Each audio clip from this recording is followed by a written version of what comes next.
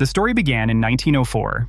An American diplomat named Edward Herbert Thompson bought the Chichén Itzá site and started dredging the sacred cenote, a massive sinkhole 60 meters wide where the Maya had thrown offerings to the rain god Chaac.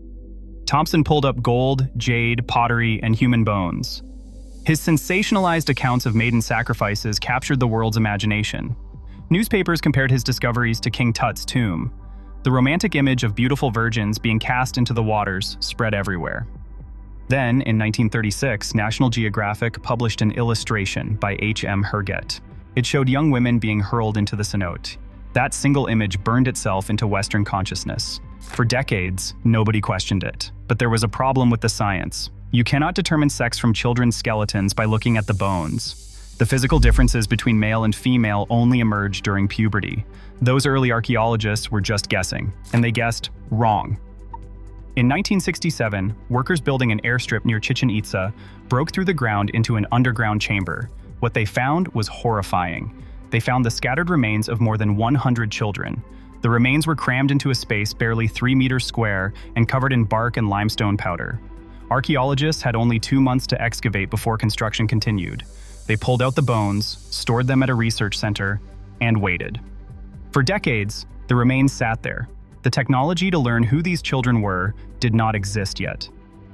Then in 2015, a researcher named Rodrigo Barquera asked permission to extract DNA. Barquera's team used cutting-edge ancient DNA techniques. They extracted genetic material from the petrous bone, the densest bone in the human body, located in the inner ear. To make sure they did not accidentally sample the same child twice, they used only the left petrous bone from each individual. Every child has only one left petrous bone. That decision would lead to an extraordinary discovery. The results stunned everyone. All 64 children were male. Every single one had a Y chromosome, not one girl among them. But that was just the beginning. At least 25% of the boys were closely related to another child in the chamber. The team found siblings, cousins, multiple generations of the same families. And then they found the twins. 2 pairs of identical twins among 64 children. Identical twins occur in only about 0.4% of births. Finding 2 pairs in this sample was statistically almost impossible by chance. The twins were being deliberately selected. The moment the researchers saw the twin data, they knew what it meant. The Popol Vuh is the sacred creation myth of the Maya people, one of the few texts to survive the Spanish destruction of Maya books. And at its center is the story of the hero twins. According to the myth, 2 brothers named Hunahpu and Xbalanque descended to Xibalba, the underworld. There they outwitted the lords of death through cunning and trickery. In the climax, they performed the ultimate trick. They killed each other and came back to life. When the amazed Death Lords demanded to experience death and resurrection, the twins killed them but refused to bring them back. The hero twins then rose to the sky to become the sun and moon. Their victory marked the beginning of a new age. Twins are sacred in Maya mythology, and now the DNA proved the Maya at Chichén Itzá were deliberately sacrificing twins to reenact this story. One archaeologist not involved in the study called it a holy hell moment. You can make a direct connection to the Popol Vuh. It does not get any cooler than that. The sacrifices were connected to Chaac, the Maya god of rain.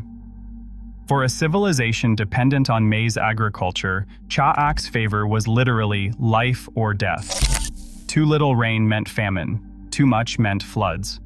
The Maya believed cenotes were portals to the underworld where Chaac and other powerful deities resided. Here is what makes this finding even more significant. In ancient Mesoamerica, the sex of the deity often determined the sex of the sacrifice. Chaac was male, so the offerings were male. This pattern appears at other sites. At an Aztec temple dedicated to the rain god Tlaloc, archaeologists found a burial place containing only ritually sacrificed boys. And remarkably, rain-calling ceremonies survive among modern Maya communities today. In the Chaac ritual, still practiced during droughts, 4 boys sit beneath an altar and imitate the sounds of wind and frogs to invoke rain. The boys are no longer sacrificed, but their central role echoes what happened at Chichén Itzá over 1,000 years ago. The research team compared the ancient DNA to 68 present-day Maya residents from the nearby town of Tixca-Caltuyub. The result was that they were almost identical. They were the same population, separated by more than 1,000 years. The descendants of the people who built Chichén Itzá's pyramids still live in the region today. When told the news, the community was overjoyed to learn they were related to the people who built one of the world's most famous ancient cities. But the DNA also told a darker story. Modern Maya carry genetic variants that provide resistance to salmonella infection. Their ancient ancestors did not have these genes. This supports the theory that European colonizers introduced devastating epidemics that killed millions of indigenous people. The survivors evolved resistance. The genetic scars of colonization are still written in their DNA.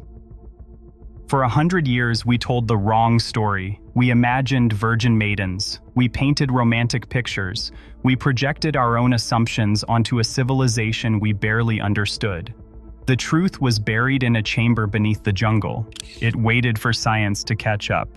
64 boys, brothers, cousins, twins chosen to reenact sacred mythology. They were offered to the rain god by families who may have considered it an honor. Not victims of exploitation. Participants in a cosmic story we are only beginning to understand. The myth is dead. The real history is just beginning. Like and subscribe.